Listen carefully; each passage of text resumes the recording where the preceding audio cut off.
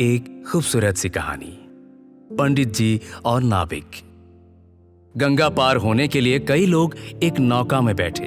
धीरे धीरे नौका सवारियों के साथ सामने वाले किनारे की ओर बढ़ रही थी। एक पंडित जी भी उसमें सवार थे। पंडित जी ने नाविक से पूछा, क्या तुमने भूगोल पढ़ी है? भोला नाविक बोला, भूगोल क्या है, इसका मुझे कुछ पता नहीं।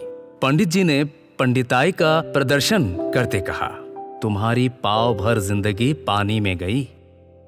फिर पंडित जी ने दूसरा प्रश्न किया, क्या इतिहास जानते हो? महारानी लक्ष्मीबाई कब और कहां हुई तथा उन्होंने कैसे लड़ाई की? नाविक ने अपनी अनभिज्ञता जाहिर की तो पंडित जी ने विजय मुद्रा में कहा, ये भी नहीं जानते, तुम्हारी तो आधी जिंदगी पानी में गई।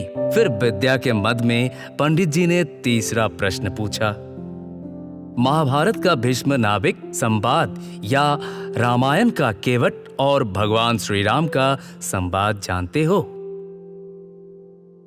अनपढ़ नाविक क्या कहे, उसने इशारे में ना कहा। तब पंडित जी मुस्कुराते हुए बोले, तुम्हारी तो पूरी जिंदगी पानी में गई। तभी अचानक गंगा में प्रवाह तीव्र होने लगा।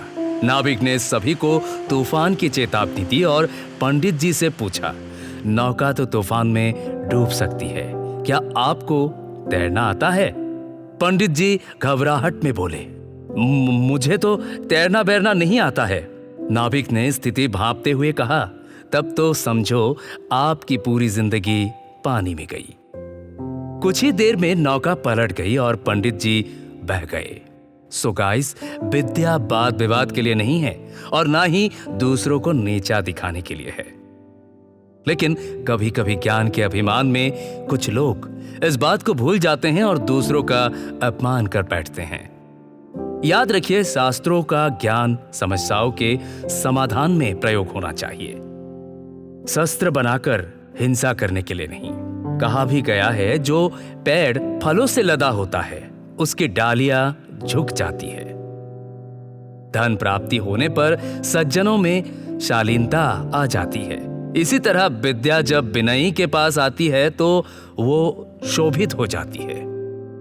इसीलिए संस्कृत में कहा गया है, विद्या विनयन शोभते।